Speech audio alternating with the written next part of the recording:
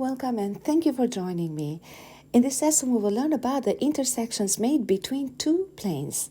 There are three cases that describe how two planes may be positioned against each other. Case number one is when two planes intersect at an angle between 0 and 180 degrees. In this case, the common points of intersection will lie along a straight line. This is what we call a common line of intersection. Case number two is when two planes are parallel to each other. In this case, there will be no common points of intersection. Case number three is when two planes are what we call coincident planes. In this case, any point on a plane is a common point of intersection. Algebraically speaking, the equations of these two planes will simplify to the exact same form. As you can see, when two planes intersect, they may either intersect at an infinite number of common points, like cases 1 and 3, or they may not intersect at all. It is impossible for two planes to intersect at a single point, and we can understand that by imagining how two planes extend infinitely in all directions. So when they do intersect, they intersect at an infinite number of points.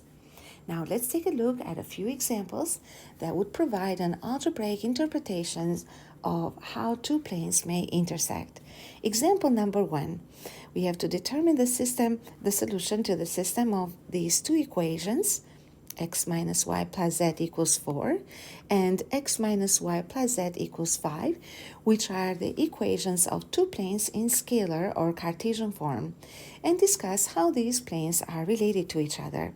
First, let's get started by writing the system of equations. We're going to call the first equation of pi 1, plane pi 1, and the second equation, the equation of plane pi 2. It is best that we number equations when we solve a system of equations. You can use numbers or you can use letters or a combination of them. Use your imagination, doesn't matter. So when we solve such systems of equations, we try to use what we call the elimination method. In this case, I will try to start off by eliminating the variable x. As you can see, x in both equations will have the exact same coefficient. So the best way to eliminate x is by subtracting the equations. And I choose to subtract the second from the first equation. So that will give us x minus x, and then minus y minus negative y, and then plus z minus z. That would be the left side, and the right side is 4 minus 5. Let's simplify.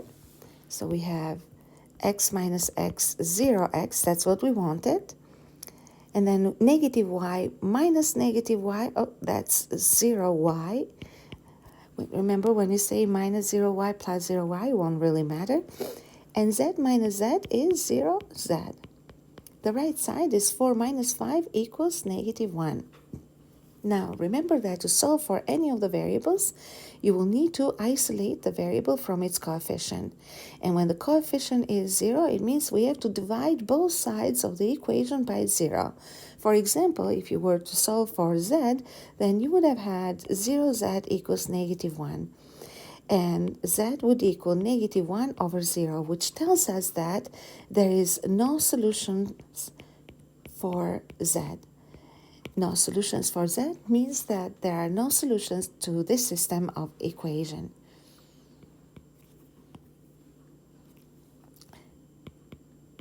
And that indicates that there are no common points of intersection between two planes. And when can two planes have no common points of intersection?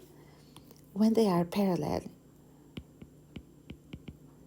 That means that the two planes, pi 1 and pi 2, are parallel to each other. So remember that when two planes are parallel to each other, when solving the system of equations, we'll end up with having all terms all variable terms with coefficient 0, and the other side of the equation would be equal to a constant number, which makes it impossible to solve the equation, which means that there are no common points, and again, which means that the two planes are parallel. Now let's take a look at the second equation. In this case, the second example, in this case, we are given the two equations in a system and we have to solve it. Now, obviously, they represent the equations of two planes. We'll number them planes pi 1 and pi 2, and we'll number the equations with numbers 1 and 2.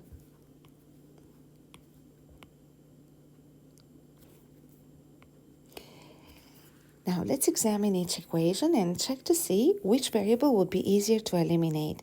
So we have x and 4x, 2y and 8y, negative 3z and 12z. So if I want to eliminate x, then I would have to multiply the first equation by 4 so they have the same coefficient, or negative 4 for that matter. So it doesn't really matter. So if I multiply by 4 the first equation, then I would get 4x plus 8y minus 12z equals negative 4. Remember that 4 will multiply every term on both sides of the equation. And the second equation will not change, so as is, but we will rewrite it once more. Don't forget the half braces there to indicate that they are still in the system together inside the same house. And now we will subtract. That's because the x term has the exact same coefficient. If the x term had opposite coefficients, so if we multiply by a negative, we would have had to add. So let's proceed. We have 4x minus 4x plus 8y minus 8y minus 12z, and then subtract 12z equals negative 4, subtract negative 4.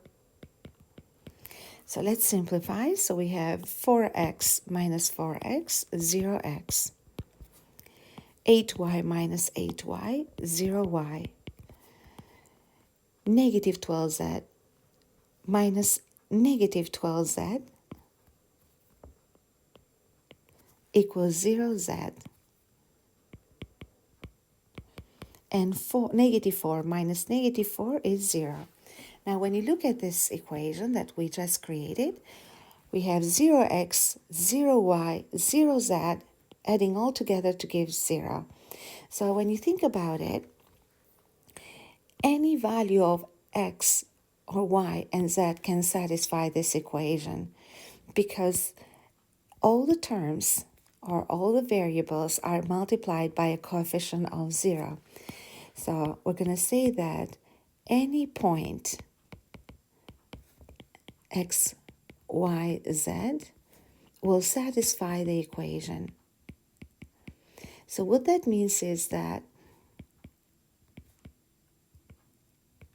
any point in the system will satisfy the equation, which means that there will be an infinite number of common points of intersection. And not only that, but because any point satisfies the equation means that the two planes must be coincident. So we're going to say pi 1 and pi 2 are coincident planes. So when two planes are coincident, algebraically speaking, we will see that by solving the system of equations, we will find that we get 0x, 0y, 0z equals 0. And when you look at the equations of each plane in the system, if you simplify the second equation, and you can tell here that they have a common factor of 4, which I will do now. Notice that 4x divided by 4 equals x, 8y divided by 4 equals 2y, And negative 12z divided by 4 is negative 3z. The right side, negative 4 divided by 4 is negative 1. So this is what the algebraic solution in the case when two planes are coincident looks like.